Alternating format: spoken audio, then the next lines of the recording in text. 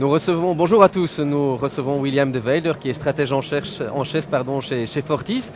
William, bonjour. Alors une première question, on parle beaucoup de ralentissement économique dans la foulée de la crise du crédit de ces derniers mois.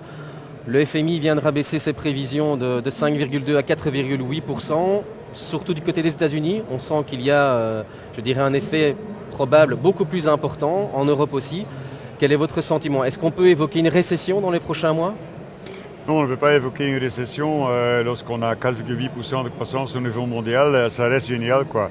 Mais le fait qu'en même temps, il y a ces indicateurs de ralentissement qui se multiplient aux États-Unis et de petit à petit aussi en Europe montre quand même que la croissance, plus que jamais, au niveau mondial, est portée par les marchés émergents.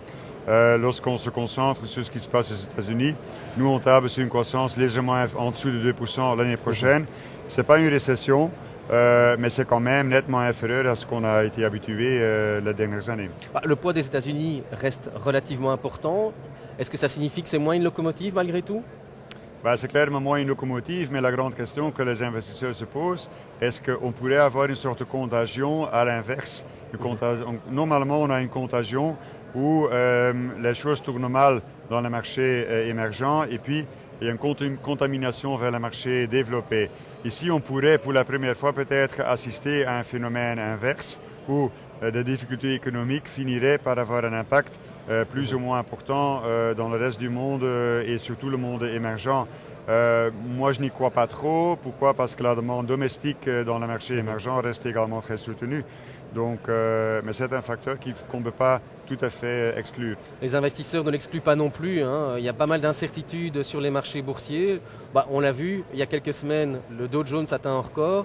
Hier, il perd quasiment 3%. La volatilité sur les marchés est très importante. Est-ce qu'il est encore trop tôt pour prendre position sur les marchés? Mais je pense que plus que jamais, il faut le faire graduellement. Donc, il est impossible d'identifier vraiment le minimum. Et typiquement, ce qu'on voit, c'est qu'on est surpris de voir dans quel environnement de marché le minimum se fait. Lorsqu'on remonte en arrière, le minimum dans la dernière crise était mi-août. À mi-août, on a vu par après des très mauvaises nouvelles. Il n'empêche que le marché avait déjà amorcé une tendance de hausse. Donc il faut le faire graduellement.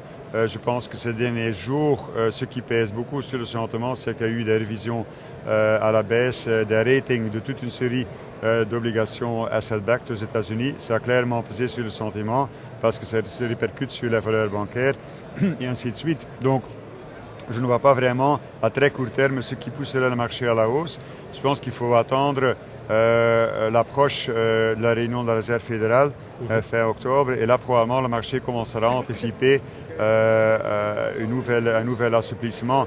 Donc quelqu'un qui veut acheter, moi j'achèterai un peu avant cette réunion-là et j'attendrai encore pour le faire d'ici là.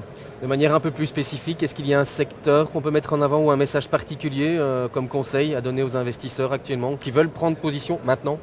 Je pense qu'il faut suivre les valeurs bancaires parce qu'elles ont été tellement matraquées qu'il viendra clairement un moment où ça a été repris dans la cour d'une manière déraisonnable en quelque sorte.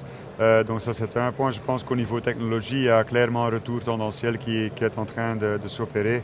Et donc s'il y a un secteur qu'il faudra identifier, à mon avis, c'est celui-là. William de Veyder, merci. Et merci de votre écoute.